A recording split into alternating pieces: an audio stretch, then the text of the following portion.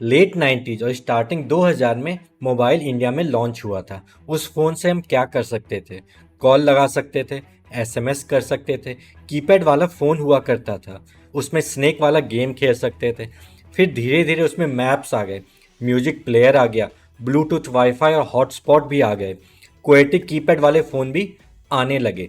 ये सारे फ़ोन्स थे फीचर फ़ोन्स, या फिर ये कहें कि डम्ब फ़ोन्स। अभी के टाइम में भी डम्ब फ़ोन्स फिर से पॉपुलर हो रहे हैं और डम्ब फोन्स को भी 3 पार्ट में डिवाइड कर दिया गया है। उसके बारे में हम आगे जानेंगे। डम्ब फोन्स मार्केट गेन कर ही रहा था कि आईफोन लॉन्च हो गया और दुनिया बदल गई। फीचर फोन से लोग स्मार्टफोन्स में जाने लगे, हर कोई नए स्मार्टफोन्स खरीदने लगा।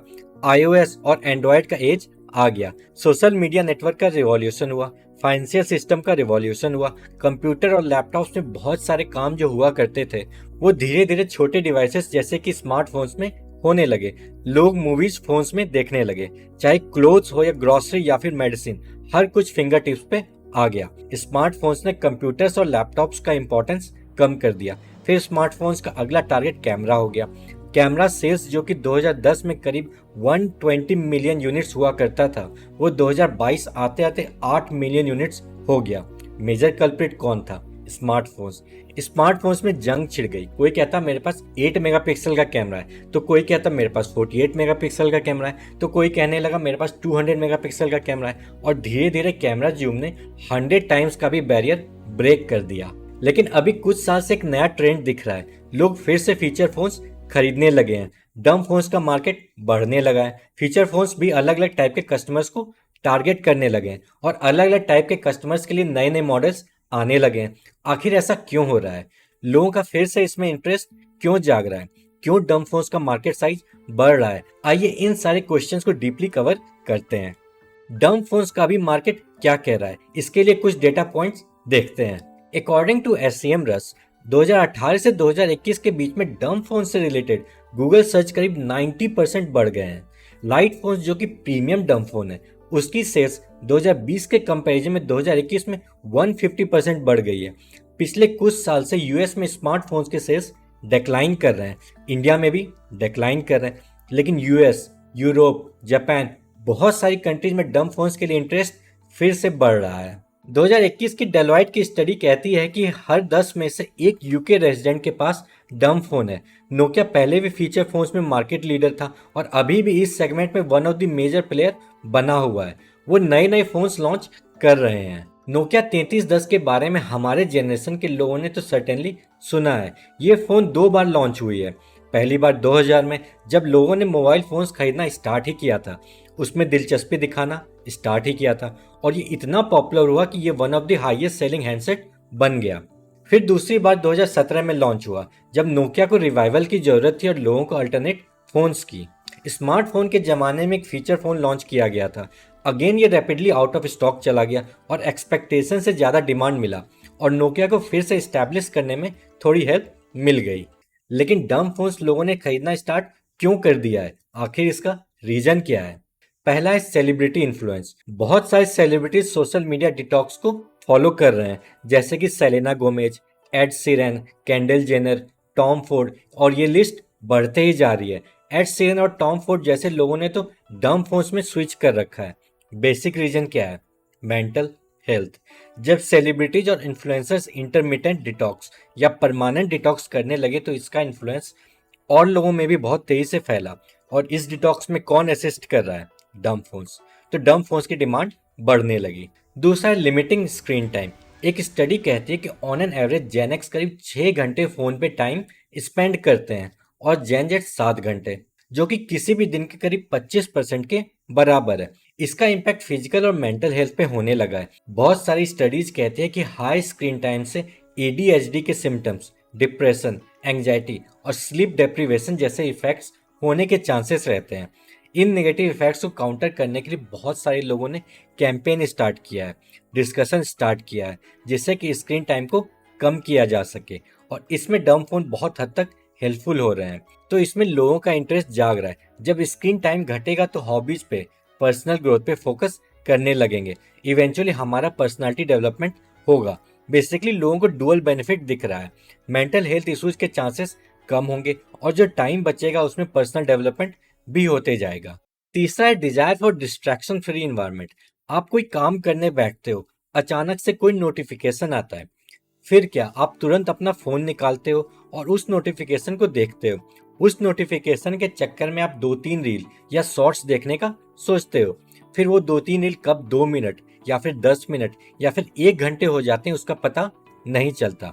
ये तो बस एक रील का नोटिफिकेशन था। इस एक छोटे से डिस्ट्रैक्शन ने हमारा कितना सारा टाइम कंज्यूम कर लिया।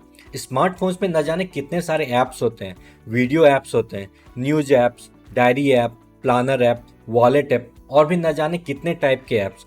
हर ऐप कुछ ना कुछ नोटिफिकेशंस जनरेट करते हैं। वो नोटिफिकेशंस हमेशा डेविएट करते हैं। इससे ये दिक्कत होता है कि एक टास्क पे हम प्रॉपर फोकस नहीं कर पाते हैं, हमेशा डिस्ट्रैक्शन होते रहता है। अब लोग चाह रहे हैं उस नोटिफिकेशन से दूर रहना। एक तरीका है कि सारे नोटिफिकेशंस को बंद कर दें या फिर वो डम फोन्स में शिफ्ट हो जाएं। दोनों टाइप के लोग एग्जिस्ट करते हैं। चौथा है सेकेंडरी फोन्स। कुछ लोगों की डिजायर होती है कि उनके फोन में लॉन्ग बैटरी लाइफ हो।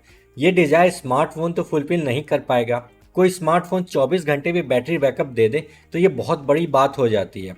इसके अलावा कुछ लोग ऐसे भी होते हैं जो कि अपने पेरेंट्स या फिर ग्रैंड पेरेंट्स के लिए फ़ोन लेते हैं जो कि हाई मेंटेनेंस ना हो और ड्यूरेबल हो, लर्निंग कर्व भी आसान हो। उसके अलावा कुछ लोगों के पास स्मार्टफोन्स होते हैं लेकिन वो एक और फ़ोन रखना चाहते हैं।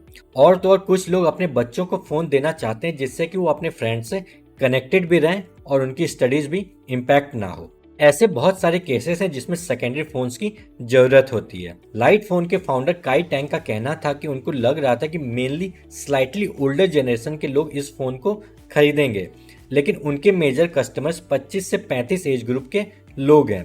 साथ में वो ये भी सोच रहे थे कि उनके फोन्स को सेकेंडरी फोन्स की तरह यूज किया जाएगा, लेकिन धीरे धीरे ये बहुत सारे लोगों का प्राइमरी फोन बन गया। मुझे मेनली ये 4 रीजंस लगे हैं जिससे ये लग रहा है कि डम फोन्स पॉपुलर हो रहे हैं। लेकिन अभी के टाइम में एक फैक्ट ये भी है कि डम फोन्स की सेल्स मेनली लो इनकम वाले एरियाज में ज्यादा हो रहे हैं। सर्टेनली अभी करीब 80% फीचर फोन्स के सेल्स इंडिया, मिडिल ईस्ट और अफ्रीका में होते हैं, मेनली क्योंकि ये फोन्स अफोर्डेबल होते हैं। लेकिन जो डेटा कह रहा है या कैंपेन्स चल रहे हैं, इससे ये लग रहा है कि डेवलप्ड कंट्रीज में भी डम फोन्स के सेल्स ग्रोथ रेट आने वाले साल में ज्यादा होगा एज कम्पेयर टू डेवलपिंग और अंडर डेवलप्ड कंट्रीज। अब हमें डम फोन्स का रिबर्थ दिख रहा है। जब रिबर्थ हो रहा है तो डम फोन्स में भी डिफरेंट टारगेट सेगमेंट्स के लिए फोन्स बनने लगे हैं। मेरी अंडरस्टैंडिंग के हिसाब से बेसिकली अभी 3 टारगेट सेगमेंट्स दिख रहे हैं। एक तो हो गया प्रीमियम, दूसरा सब प्रीमियम और तीसरा इकोनॉमिकल। जो भी बेसिक फीचर फोन्स हैं जिसमें सिर्फ कॉलिंग और एसएमएस के फीचर्स हैं, वो इकोनॉमिकल सेगमेंट के लिए बन रहे हैं। इसको ट्रेडिशनल डम फोन भी कह सकते हैं। ये उन लोगों के लिए जो कंप्लीट डिजिटल डिटॉक्स चाहते हैं या फिर जो कि इकोनॉमिकल डम फोन्स लेना चाहते हैं।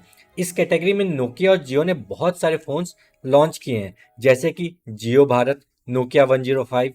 दूसरा है सब प्रीमियम। इसमें मॉडर्न डम फोन्स आते हैं। इसमें रेगुलर कॉलिंग और एसएमएस के अलावा और भी फीचर्स होते हैं, जैसे कि 4G connectivity, maps, camera, notes, better screen colours और न्यू मॉडर्न ओएस। ये उन लोगों के लिए जो कि पार्शियल डिजिटल डिटॉक्स चाहते हैं, नहीं तो ऐसे कस्टमर्स जो कि डम फोन्स की ड्यूरेबिलिटी के साथ स्मार्टफोन्स के कुछ फीचर्स भी चाहते हैं और एक्स्ट्रा फीचर्स के लिए एक्स्ट्रा पैसे देने के लिए तैयार हैं, जैसे कि नोकिया 5310। इससे म्यूजिक लविंग पर्सन्स को टारगेट किया जा रहा है। तीसरा सेगमेंट है प्रीमियम। इस कैटेगरी के फोन्स की प्राइस स्मार्टफोन्स के कंपेरेबल है या फिर कुछ से ज्यादा भी है। इसमें फीचर्स मॉडर्न डम फोन्स के हैं। ये उन कस्टमर्स के लिए जो कि पार्शियल डिजिटल डिटॉक्स चाहते हैं और साथ में प्रीमियम फील वाली डम फोन्स, चाहे डिजाइन प्रीमियम हो या फिर इंटरफेस या फिर स्क्रीन या फिर कुछ और। जैसे कि पंक MP02, इसकी प्राइस करीब $400 है। पिक्सल 7 की प्राइस $450 है। एक डम फोन और दूसरा गूगल का स्मार्टफोन, लेकिन प्राइस कंपैरेबल है। पूरी दुनिया में इन तीनों सेगमेंट में कस्टमर्स बढ़ रहे हैं। ये तो श्योर है कि डम फोन्स स्मार्टफोन्स को कम्प्लीटली रिप्लेस नहीं करेंगे, ऑल्दो इसके डिमांड बढ़ने के चांसेस हैं, लेकिन एक पॉइंट पे आके दोनों को एग्जिस्ट करेंगे, क्योंकि कोई कस्टमर डम फोन्स यूज करना चाहेगा तो कोई कस्टमर मॉडर्न डम फोन्स को, तो कोई स्मार्टफोन्स को। तीनों को अच्छी खासी जगह मिल जाएगी। आपका पहला मोबाइल फोन कौन सा था, स्मार्टफोन था या फिर डम फोन? प्लीज अपने अनुभव को कमेंट करके बताएं। धन्यवाद।